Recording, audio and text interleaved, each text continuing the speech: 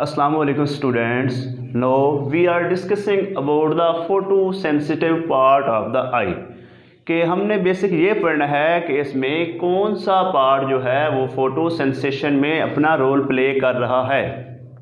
तो आइए first of all हम डिस्कस करते हैं स्ट्रक्चर ऑफ आई के बारे में कि स्ट्रक्चर ऑफ आई क्या है। कि ये है हमारे पास, इसका जो आउटर लेयर है उसको हम कह रहे हैं स्क्लेरा, और स्क्लेरा का जो हमारे सामने वाला जो पार्ट है उसको हम कहते हैं कॉर्निया। ये जो लेंस के सामने वाला जो पार्ट होता है उसको हम क्या कह रहे हैं, कॉर्निया। और स्क्लेरा से अंदर वाली जो लेयर है उसको हम कहते हैं कोराइड, और कोराइड से जो इनर लेयर है उसको हम कह रहे हैं ये है रेटिना। अब हम बेसिक पार्ट हमने क्या पढ़ना है, फोटो सेंसिटिव पार्ट पढ़ना है। तो उसमें हमने क्या चीज़ चेक करनी है कि वो लेयर जो कि फोटो सेंसेशन में रोल प्ले कर रही है। तो फोटो सेंसेशन में कौन सी चीज़ रोल प्ले कर रही है, वो है रेटिना। अगर हम रेटिना को डिफाइन करें तो रेटिना हमारे पास क्या है, ये हमारे पास पहले हम ये स्ट्रक्चर ऑफ आई में ये चीज़ चेक करते हैं कि हमारे पास आइरिस, ये प्यूपल और ये लेंस। तो ये लेंस से जो आगे वाला जो पोर्शन हमारे पास है इसको हम कहते हैं एक्वस बॉडी, और इससे जो पीछे वाला जो चैम्बर है इसको हम कहते हैं विट्रियस चैम्बर या विट्रियस बॉडी। तो अगर हम ये रेटिना को डिफाइन करना चाहेंगे तो रेटिना को हम कैसे डिफाइन करेंगे। Retina is the photo sensitive layer of the I which is in between the vitreous body and choroid. जो कि कोराइड और रेटिना के दरमियान, कोराइड और विट्रियस बॉडी के दरमियान है, इसको हम कह रहे हैं रेटिना। अब हम ये पढ़ेंगे कि रेटिना में कौन से सेल्स हैं जो कि फोटो सेंसेशन करवा रहे हैं। तो इसमें बेसिक जो सेल्स हैं वो रॉड्स एंड कोन सेल्स होते हैं। रॉड सेल्स क्या होते हैं, डिम लाइट के लिए होते हैं, जबकि कोन सेल्स क्या होते हैं, क्लर्वियन के लिए या ब्राइट लाइट के लिए होते हैं। वो हम नेक्स्ट डिस्कस करेंगे। अब हम ये चेक करना है कि हमने बेसिक क्या पढ़ना है, photosensitive part of the आई।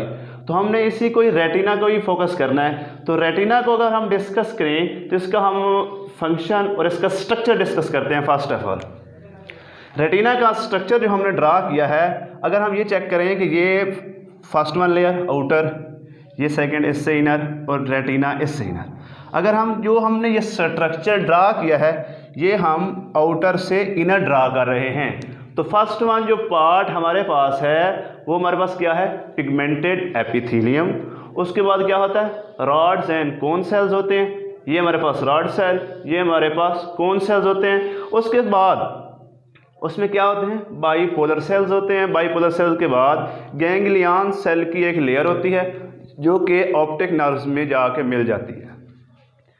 इसकी लेयर्स के बारे में पहले पढ़ेंगे। आउटर लेयर, इसमें तकरीबन 9 लेयर्स पाई जाती हैं। 9 लेयर्स में से कौन कौन सी, फर्स्ट लेयर जो है वो पिगमेंटेड एपिथेलियम की लेयर है। सेकंड वन लेयर क्या है कि ये जो रॉड्स एंड कोन्स हैं प्रोजेक्टेड टुवर्ड्स द एपिथेलियम।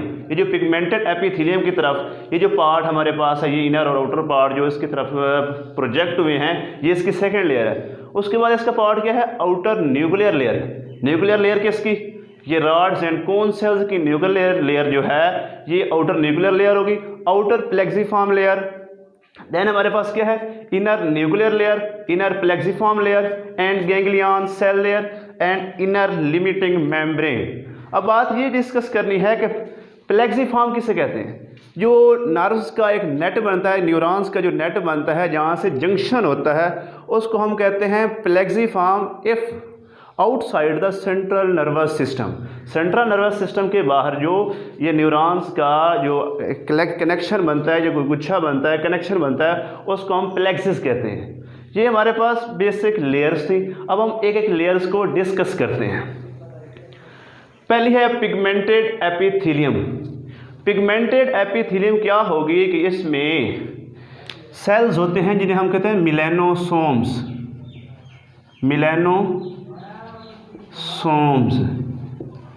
ये मिलेनोसोम्स जो होते हैं ये प्रोड्यूस करते हैं पिगमेंट मेलानिन। अब इस पिगमेंट मेलानिन का क्या काम है कि जब लाइट यहाँ से एंटर होगी, मतलब यहाँ से गैंग्लियन सेल से, बाइपोलर सेल से रॉड्स एंड कोन सेल्स को जाके एक्साइट करेगी, और इस एक्साइटेशन से जितनी भी लाइट बचेगी वो कहाँ जाएगी, ये मेलानिन पिगमेंट जो है उसे एब्जॉर्ब कर लेगा। अगर उसे एब्जॉर्ब नहीं करता तो क्या होगा, अगर उसे एब्जॉर्ब नहीं करता ये लाइट को, तो लाइट क्या होगी, डिफरेंट डायरेक्शंस में डाइवर्ट हो जाएगी। जब डिफरेंट डायरेक्शंस में लाइट डाइवर्ट होगी तो लाइट क्या होगी, लाइट की डाइवर्शन की वजह से हमारे पास विजुअल एक्यूटी डिक्रीज हो जाएगी। इसका क्या मतलब है कि हम चीज़ को परसीव नहीं कर पाएंगे कि आया कि ये इसका कलर क्या है, और इसके पूरी जो साइज़ एट्सेट्रा हम चीज़ डिस्कस नहीं कर सकेंगे। उसकी रीज़न क्या है हमारे पास, फर्स्ट ऑफ ऑल ये है कि वो लाइट एब्जॉर्ब नहीं हुई। अगर लाइट एब्जॉर्ब हो जाती है तो क्या होगा, विजुअल एक्यूटी हमारे पास इंक्रीज़ होगी। उससे क्या होगा, इसकी एक एग्जांपल हम ले लेते हैं। हमारे पास एक अल्बिनो पर्सन है, वो एक ब्राइट रूम में जाता है जहाँ लाइट्स बहुत ज़्यादा हैं, तो वो क्या होगा कि उसकी जो उसमें पिगमेंट मेलानिन नहीं है, तो उसमें पिगमेंट मेलानिन ना होने की वजह से उसकी आइज़ में जब ये लाइट जाएगी तो डिफरेंट डायरेक्शंस में डाइवर्ट हो जाएगी, जिसकी वजह से उसका इमेज क्लियरली नहीं बनेगा। मतलब कि उसका इमेज 20/20 नहीं बनेगा, जबकि 20/100 या 20/200 बनेगा। ये फर्स्ट ऑफ ऑल इसका फंक्शन क्या है कि ये लाइट को एब्जॉर्ब करती है, एब्जॉर्ब लाइट। सेकेंड फंक्शन इसका ये है कि ये जो विटामिन ए को स्टोर करती है, स्टोर विटामिन ए क्या है कि एक प्रिकर्सर मॉलिक्यूल है किसकी सिंथेसिस के लिए, ये जो photo pigment rods and cone sales में पाया जाता है, इसकी जो ये एब्जॉर्प्शन करवाएगा या सिंथेसिस करवाएगा वो कौन सा है, विटामिन ए है। विटामिन ए का भी रोल हम अभी पढ़ते हैं। विटामिन ए को कौन स्टोर कर रहा है, हमारे पास पिगमेंटेड एपिथेलियम इसको स्टोर कर रही है। फर्स्ट ऑफ ऑल इसका फंक्शन क्या था कि एब्जॉर्ब लाइट, और सेकंड इसका क्या है, विटामिन ए स्टोर करता है। अब हम बात ये करेंगे कि ये जो हमारे पास कुराइड है, कुराइड के पास भी यहाँ से एक आर्टरी और वेन्स कैपिलरीज जा रही हैं जो इसको ब्लड फ्राहम कर रही हैं। ये क्या करेगा, इसको हम कहते हैं इंटरकुराइडल आर्टरी। इस इंटरकुराइडल आर्टरी के जरिए यहाँ से क्या करेगा, न्यूट्रिएंट्स इस आउटर रीजन को देगा, आउटर रीजन। अगर हम इसके ब्लड सिस्टम की बात करें कि ये रेटिना का ब्लड कैपिलरी सिस्टम जो है हमारे पास क्या है कि ये इसकी रेटिनल आर्टरी सेपरेट एक रेटिनल आर्टरी होती है जो कि इसके इनर पार्ट को यहाँ तक इसके इनर पार्ट को क्या कर रही है, ब्लड की सप्लाई दे रही है। जबकि इसके आउटर पार्ट को सप्लाई कौन दे रहा है, ये इंटरकुराइडल आर्टरी जो है। इससे ये जो यहाँ ऑक्सीजन और दूसरे न्यूट्रिएंट्स हैं ये क्या करते हैं, यहाँ से अब्जॉर्ब करके यहाँ इसके आउटर रीजन्स को प्रोवाइड करते हैं, जिससे ये सर्वाइव करते हैं। थर्ड वन फंक्शन इसका क्या हुआ कि ये न्यूट्रिएंट्स प्रोवाइड कर रही है किसको, outer region of the retina के आउटर रीजन को ये ब्लड सिस्टम यानी ऑक्सीजन और दूसरे न्यूट्रिएंट्स सप्लाई कर रही है। ये इसका फंक्शन थे। पहला इसका फंक्शन ये है कि ये लाइट को एब्जॉर्ब करती है। सेकेंड वन इसका फंक्शन क्या है, तो विटामिन ए को स्टोर करती है। और थर्ड वन इसका फंक्शन क्या हमने पढ़ा कि ये ऑक्सीजन और दूसरे न्यूट्रिएंट्स किसको फराहम कर रही है, outer part of the retina को। जबकि inner part of the retina को कौन ब्लड फराहम कर रहा है, ये इसकी है रेटिनल आर्टरी। रेटिनल आर्टरी किसको ब्लड फराहम कर रही है, इनर पार्ट ऑफ द ये रेटिना। सेकेंड वन इसमें है रॉड्स एंड कोन सेल्स। अब हम स्ट्रक्चर डिस्कस कर लेते हैं रॉड्स एंड कोन का। ये हमारे पास है रॉड सेल।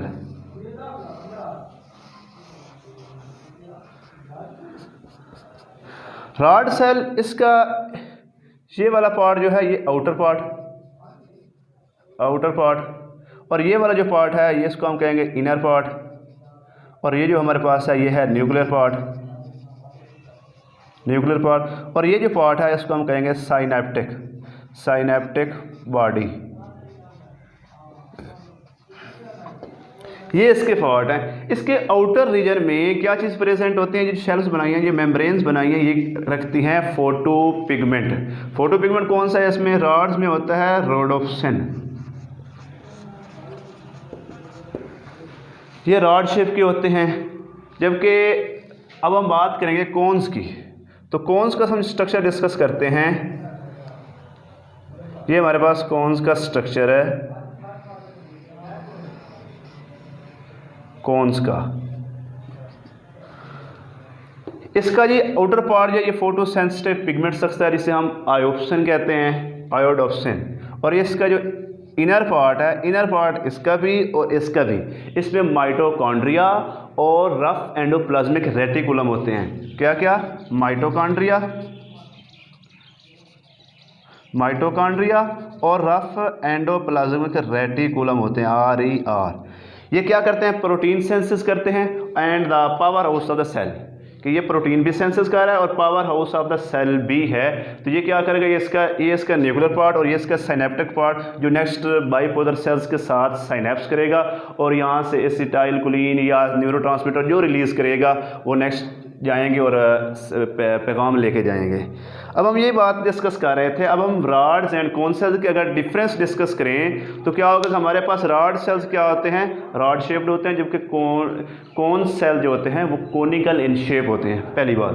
दूसरी बात ये है कि ये रॉड सेल्स जो होते हैं, रॉड सेल्स डिम लाइट के लिए होते हैं, जबकि कोन सेल्स क्या होते हैं? ब्राइट लाइट के लिए। हम डे में कलर परसीव कर लेते हैं, तो ये कौन परसीव कर परसेप्शन में कौन रोल प्ले कर रहा है? वो हमारे पास है कोन्स। जबकि रॉड्स जो हैं ये ब्लैक एंड वाइट इमेज बनाने में अपना रोल प्ले करते हैं। अब हम ये बात डिस्कस कर लेते हैं कि आया कि रॉड सेल्स ज़्यादा एक्टिव होते हैं या कोन सेल्स ज़्यादा सेंसिटिव होते हैं। ये बात डिस्कस करने के लिए हम ये चेक करते हैं कि अगर लाइट, एक रॉड सेल, हमारे पास एक रॉड सेल है, तो ये मल्टीपल रॉड सेल्स, ये मैं रॉड सेल बना लेता हूँ, मल्टीपल रॉड सेल्स, ये रॉड सेल बना लिया। मल्टीपल रॉड सेल्स एक न्यूरोनल सेल से अटैच्ड होते हैं। इसमें क्या रेशो लिखी गई है? 200 रॉड सेल्स, रॉड्स पर न्यूरॉन। 200 रॉड्स पर न्यूरॉन जब होंगे तो क्या होगा कि जब लाइट आएगी, लाइट यहाँ इसको भी, इसको भी, इसको भी, इन सब को थोड़ा थोड़ा एक्टिवेट करेगी। जब ये थोड़े थोड़े एक्टिवेट होंगे तो इनका जो सम अप होगा वो क्या करेगा? इस न्यूरॉन को एक्टिवेट कर देगा, यानी इसमें पोटेंशियल डिफरेंस क्रिएट कर देगा, जिसकी वजह से क्या होगा कि ये करंट यानी पोटेंशियल ये जनरेट हो जाएगा और नेक्स्ट ये पैगाम ब्रेन तक पहुंच जाएगा। अब हम कोन सेल्स की बात करें तो कोन सेल्स में क्या होता है? इनमें 1/1 या 1 और 5 के दरमियान रिलेशन होता है। ये 1/1 रिलेशन है। मोस्टली इनमें क्या होता है? 1/1 रिलेशन होता है। तो जो लाइट एक न्यूरॉन कौन सा यहाँ ऑब्जर्व कर रहा है, वो उसकी ये जो पोटेंशियल होता है वो इतना इनफ नहीं होता कि इसको एक्टिवेट कर सके, जब यानी इस पोलर सेल्स को, इस न्यूरॉन को एक्टिवेट कर सके। इस वजह से क्या होता है, हमारे पास रॉड सेल्स क्या होते हैं? मोर एक्टिव होते हैं, जबकि कोन सेल्स क्या होते हैं? लेस एक्टिव होते हैं। यानी रॉड सेल्स मोर सेंसिटिव हैं, जबकि कोन सेल्स लेस सेंसिटिव हैं। अब बात ये करनी है कि इसका रेटिना के भी दो पार्ट है। एक इसका सेंट्रल पार्ट है और दूसरा इसका पेरिफेरल पार्ट है। सेंट्रल पार्ट को हम क्या कहेंगे? सेंटर ऑफ द फोवियालिस, यानी फोविया हम कह दें। ये जो फोविया पार्ट हमारे पास है, फोविया पार्ट में क्या होगा कि जो रॉड्स फ्री एरिया है, क्या है? रॉड्स फ्री एरिया, जबकि कोन्स अबंडेंट एरिया। इसका क्या मतलब होगा कि ये कलर की परसेप्शन में यानी विजुअल एक्यूटी में अपना रोल प्ले कर रहा है। कैसे कर रहा है कि ये जो हम डिस्कस कर रहे थे, हमने डिस्कस किया था कि पिगमेंटेड एपिथेलियम हमने यहाँ बनाई, इससे नेक्स्ट हमने लेयर्स बनाई हैं, जो भी बनाई हैं मैंने, पिगमेंटेड एपिथेलियम आउटर लेयर, ये रॉड्स एंड कोन सेल्स की लेयर, बाइपोलर सेल्स की लेयर, गैंग्लियन सेल्स की लेयर, रेटिना ये इनर लिमिटिंग मेम्ब्रेन। अब हम बात जब फोवियल रीजन की करेंगे तो क्या होगा कि ये जो सारे इसके जो लेयर्स हैं, गैंग्लियन सेल्स की लेयर, बाइपोलर सेल्स की लेयर, ये जो सारी लेयर्स हैं ये इससे ज़रा स्लाइड्स अवे होंगी, यानी ये जो फोवियलस पॉइंट है तो ये इससे इस तरह होंगी, बाकी हर जगह इस तरह ही है ये सेल की लेयर, बाकी इस जगह कैसे होंगी, इस तरह होंगी। यानी ये जो सेंट्रैलस, फोवियस सेंट्रैलस हमारे पास है, यहाँ पे जो लाइट आएगी वो डायरेक्ट, यहाँ से जो लाइट आएगी डायरेक्ट यहाँ पेनिट्रेट करेगी, यहाँ पहुँचेगी, तो ये क्या है, यहाँ रॉड्स फ्री एरिया और कोन्स अबेंडेंट एरिया है, तो इस वजह से क्या होगा कि इमेज जो क्रिएट होगा वो हमारे पास, उसके हम फुल परसेप्शन कर सकेंगे कि इसका कलर क्या है, इसने कौन से कपड़े पहने हैं, इसकी आइज़ का कलर क्या है, इसका हेयर स्टाइल क्या है, सब चीज़ हम परसीव किस तरह करेंगे, इस फोवियस सेंट्रैलिस की वजह से, फोवियल पॉइंट की वजह से, कि यहाँ लाइट डायरेक्ट पेनिट्रेट कर रही है, यहाँ पहुँच रही है और ये लेयर्स इसको हिंड्रेंस नहीं कर रही क्योंकि ये साइड्स अवे हैं इससे। ये था हमारे पास फोविया का पॉइंट। अब हम डिस्कस करेंगे ये बाइपोलर सेल्स। ये हमारे पास क्या होगा, ये डायरेक्ट एक वर्टिकल पाथवे है जिसके ज़रिए क्या होगा कि रॉड्स एंड कोन सेल्स जब एक्टिवेट होंगे तो अपना पैगाम किसको देंगे, बाइपोलर सेल्स को। बाइपोलर सेल्स क्या करेंगे, नेक्स्ट गैंग्लियन सेल्स को देंगे, गैंग्लियन सेल्स ऑप्टिक नर्व्स को देंगे और ऑप्टिक नर्व्स के ज़रिए दिमाग में पैगाम पहुंच जाएगा, जिसकी वजह से हम इमेज परसीव कर सकेंगे। अब हमारे पास दो तरह के सेल्स अब बच गए हैं, एक है हॉरिजॉन्टल सेल्स और एक है एमेक्राइन सेल्स। ये हॉरिजॉन्टल सेल्स और एमेक्राइन सेल्स इनहिबिटरी न्यूरोट्रांसमीटर खारिज करते हैं, रिलीज़ करते हैं, जिसकी वजह से क्या होता है कि यहाँ से जो रिलीज़ हुआ था न्यूरोट्रांसमीटर, रॉड सेल्स भी न्यूरॉन है, ये भी न्यूरोनल फंक्शन है, तो क्या करते हैं, ये भी साइनेप्टिक पॉइंट है, तो यहाँ क्या करेंगे, न्यूरोट्रांसमीटर रिलीज़ होता है। इस न्यूरोट्रांसमीटर के यहाँ जाने के भी खतरात हो सकते हैं कि इस साइड पे चला जाए, इस साइड पे भी जा सकता है, इस साइड पे भी जा सकता है। तो ये क्या करते हैं कि ये जो हॉरिजॉन्टल सेल्स हैं ये तो हमारे पास थे एक्साइटेटरी न्यूरोट्रांसमीटर, जबकि ये हमारे पास क्या होते हैं, इनहिबिटरी न्यूरोट्रांसमीटर। इनहिबिटरी न्यूरोट्रांसमीटर या यहाँ से जो एमेक्राइन सेल्स हैं इसके इनहिबिटरी न्यूरोट्रांसमीटर ने क्या करना है, यहाँ से जो न्यूरोट्रांसमीटर्स इधर आए हैं, केमिकल्स इधर आया, इसकी इफ़ेक्ट को न्यूट्रलाइज कर देना। जब इसके इफ़ेक्ट को न्यूट्रलाइज करेंगे तो इसको हम कहते हैं लेटरल इनहिबिशन। इस फिनोमिना को हम क्या कह रहे हैं, लेटरल इनहिबिशन। लेटरल इनहिबिशन के फंक्शन की ही वजह से हम कलर्स का डिफरेंस परसीव कर सकेंगे और डिफरेंट साइजेस को मेजर कर सकेंगे। अगर लेटरल इनहिबिशन ना होती तो हमें कोई कलर वाज़े परसीव ना होता। ये था आज का हमारा लेक्चर जो हमने पढ़ा। फर्स्ट ऑफ ऑल हमने आई का स्ट्रक्चर पढ़ा। आई के स्ट्रक्चर में हमने मेन किसको डिस्कस किया, रेटिना को।